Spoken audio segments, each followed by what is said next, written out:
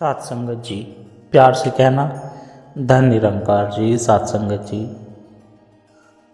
अगर मन भटकता है तो क्या करे सात संगत जी? आसह प्रवान करे और ध्यान से सुने सात संगत जी। आइए जानते हैं इस विचार के माध्यम से सात संगत जी। सात संगत जी, how to control own mind. महापुरुषों, मन को चंचल कहा गया है क्योंकि मन किसी को भी भटकाने का काम कर सकता है। अर्थात व्यक्ति बैठा कहीं और होता है लेकिन उसका मन किसी और दिशा में घूम रहा होता है।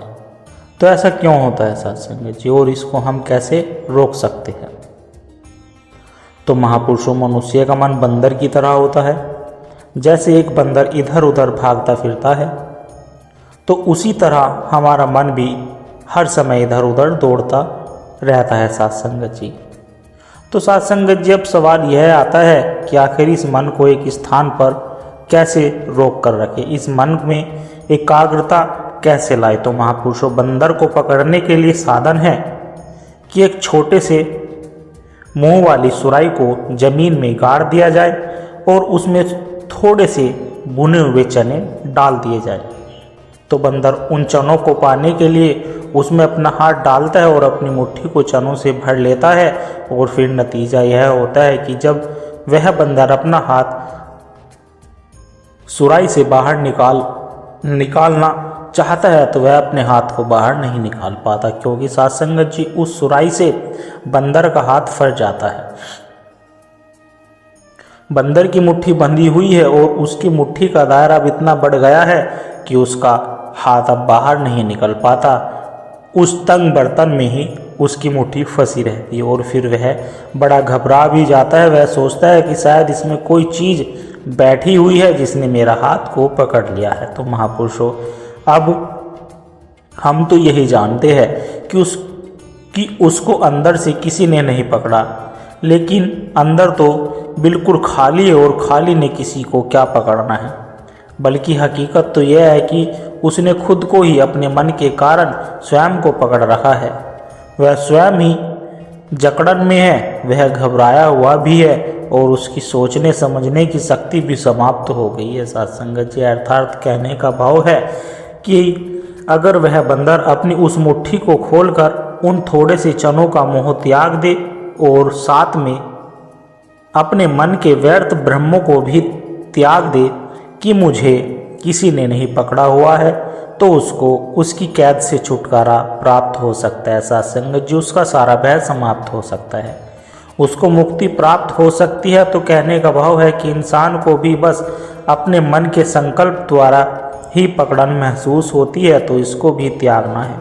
अर्थात मन का त्याग नहीं कर, क्योंकि हमारे मन में ही तो सब कुछ होता है। और अगर हम सभी चीज़ों से नाता तोड़कर वीरान में चले जाए, लेकिन फिर भी अगर हमारे मन में लालसा है और सकल सूरत का ध्यान बना रहा, तो भला फिर क्या बनेगा? फिर तो कुछ भी नहीं बनने वाला है साथ संगत। अर्थात हमारा जो यह मन है, तो यह हमें केवल अपने इस मन का ही इलाज करना है। जिस तरह एक लालटेन के ऊपर कोई पतंगा या कोई कीड़ा बैठा हुआ है और उस पतंगे का अक्स या उसकी परछाई सामने दीवार पर है या पड़ रही है, तो हम कह दे तो साथ संगत जी, अगर हम कहें कि उस दीवार पर बैठे पतंगे को हटाना है और हम कोई झाड़ू लेकर, कोई डंडा लेकर या हम हाथ से ही उसे दीवार से हटाना चाहे, तो वह क्या हट पाएगा? नहीं साथ संगत जी, नहीं हटेगा। वह तो वहीं पर ही रहेगा, क्योंकि वह पतंग उस दीवार पर नहीं बैठा है, वह तो उस लालटेन पर बैठा हुआ है। और अगर हम उसे लालटेन से हटा देंगे तो वह खुद ब खुद, यह हमारी इच्छा ही है साथ संगत जी, खुद ब खुद वहाँ से हट जाएगा। यही हमारी इच्छा है। तो यह भी केवल हमारे मनों में ही बैठी हुई है। अर्थात हम कहाँ की सोच रहे होते हैं और कहाँ पर हमारा ध्यान लगा होता है। तो महापुरुषों, जो महापुरुष होते हैं वे केवल अपनी इसी मन को अर्पित करते हैं। कहने का भाव है कि हम चाहते कुछ भी अर्पित कर देते, हम दान पुण्य भी कर देते, लेकिन फिर भी हमारे मन में कहीं ना कहीं इन सब का अभिमान बना ही रहता है। इसलिए महापुरुषों ने कहा है कि माया तजी तो क्या हुआ, जो मन तजा न जाए। तो अगर हमने कुछ अर्पित कर भी दिया लेकिन फिर भी हमारे मन का यह अभिमान ऐसे ही बना रहा तो साथ संगत जी फिर कुछ भी बनने वाला नहीं है। अर्थात हमें अपने मन को ही समझाना है, क्योंकि अगर हम अपने मन को फर्ज की अदायगी करते हुए इस परमात्मा के साथ जोड़ लेते हैं तो ही हम निर्लिप्त रह सकते हैं और एक निर्लेप अवस्था वाले बन सकते हैं। कहने का भाव है कि माया में केवल हमारा मन ही फंसा करता है, क्योंकि हमारा शरीर तो खुद ही एक माया का पुतला होता है। साथ संगत जी तो भला यह क्या माया में फंसे। इसलिए संतों ने कहा है कि जो भी किया सो मन किया। अर्थात महापुरुषों, अगर हम इस मन के ऊपर हावी नहीं रहेंगे तो फिर हमारा मन हम पर हावी हो जाएगा और फिर यह हमें ऐसे नाच नचाएगा जैसे कोई बेलगाम घोड़ा, क्योंकि जिस घोड़े की लगाम नहीं होती तो वह फिर घोड़ा ही हावी होता है और सवार उसके अधीन होता है। लेकिन जिस घोड़े की लगाम होती है साथ संगत जी और सवार का उसकी लगाम पर कंट्रोल भी होता है तो फिर वहाँ पर सवार ही घोड़े पर हावी होता है और फिर वह घोड़ा उसकी मर्जी के मुताबिक ही चलता है। तो कहने का भाव है साथ संगत जी की सांसारिक त्याग की भावना तो ऐसी होती है जैसे यह कहना कि घोड़े से तो गिरने का खतरा होता है, तो इसलिए घोड़े की ही छुट्टी कर दो। लेकिन महापुरुषों, घोड़ा एक अच्छी सवारी भी होता है और घोड़ा हमारे कई काम भी करता है, तो इसलिए केवल उसको त्यागना तो सही नहीं होगा, बल्कि हमें उस घोड़े को कंट्रोल में करना आना चाहिए, कंट्रोल में रखना आना चाहिए। और इसके लिए महापुरुष बताते हैं कि समझो यह ब्रह्मज्ञान एक खंबा है और हमारा मन एक बंदर है, तो बंदर तो कहीं भी जा सकता है, लेकिन अगर इस बंदर रूपी मन को ब्रह्मज्ञान रूपी खंबे से बांध दिया जाए तो फिर वह बंदर वहीं पर बैठ जाता है।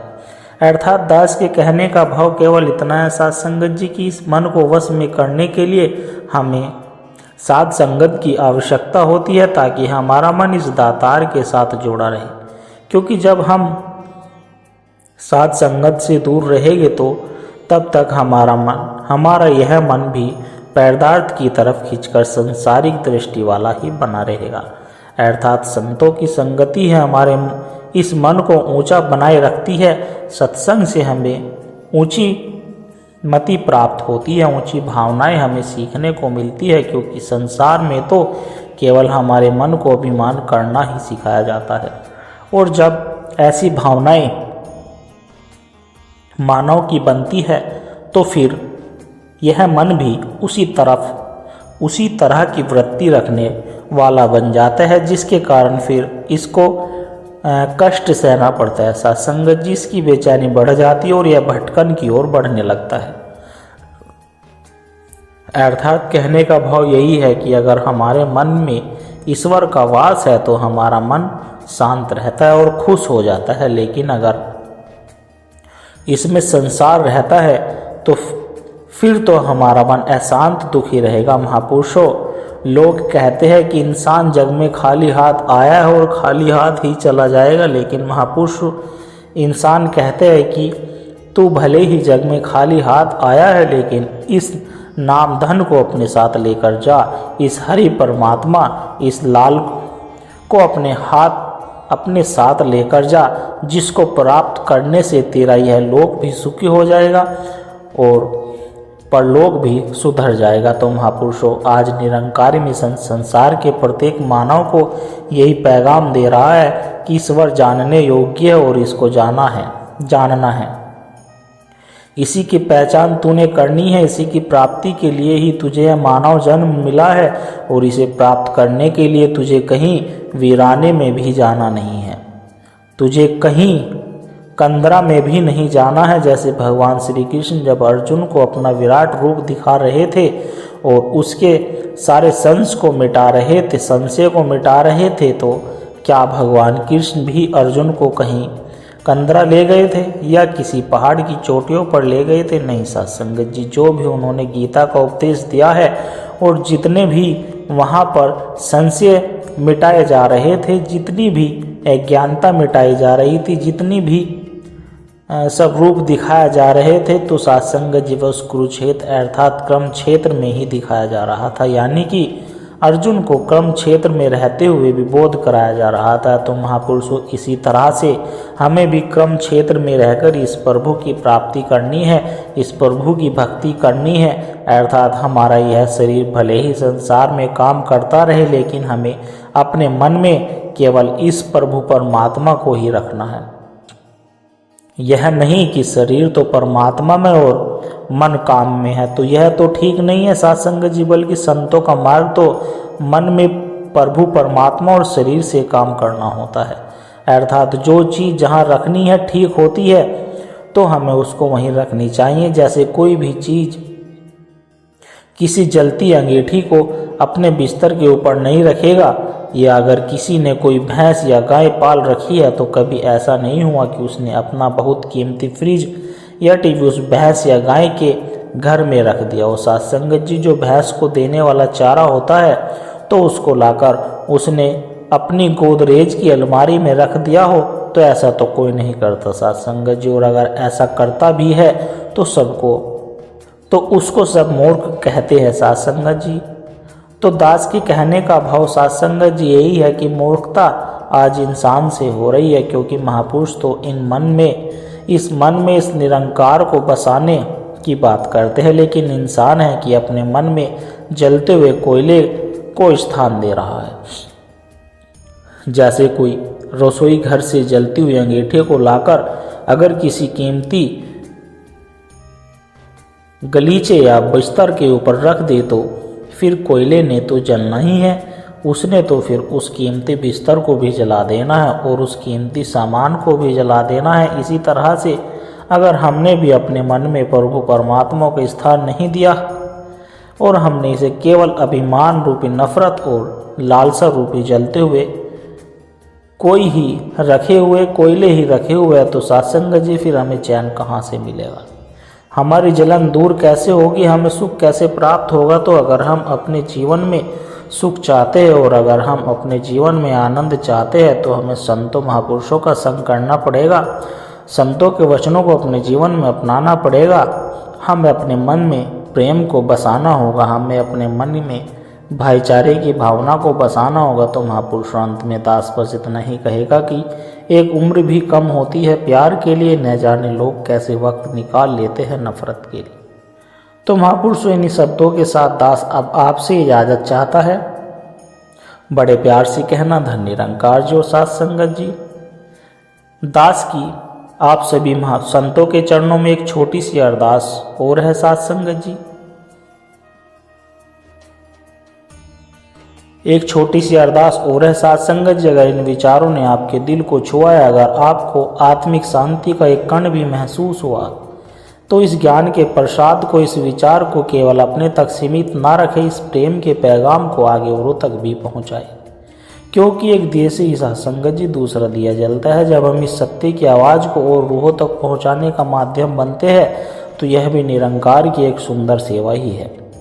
और इस ज्ञान की धारा से, सतगुरु के इन विचारों से निरंतर जुड़े रहने के लिए आप हमारे इस सत्संग के डिजिटल परिवार का हिस्सा बन सकते हैं, ताकि जब भी कोई नया विचार साझा हो, आप तक वह सहज ही पहुंच जाए। हम एक दूसरे के विश्वास से बल मिलता रहे। सतगुरु हम सबकी यह छोटी छोटी सेवाएं स्वीकार करें। साथ संगत जी, प्यार से कहना धन निरंकार जी। और साथ संगत जी, आशा करता हूँ दास के द्वारा कहे विचार आप सभी संतों को अच्छे जरूर लगे होंगे। अगर अच्छे लगे हो तो वीडियो को लाइक करें, शेयर करें, कमेंट बॉक्स में धन निरंकार जी लिखकर अपने विचार साझा जरूर करें और दास के चैनल को भी सब्सक्राइब जरूर कर लें।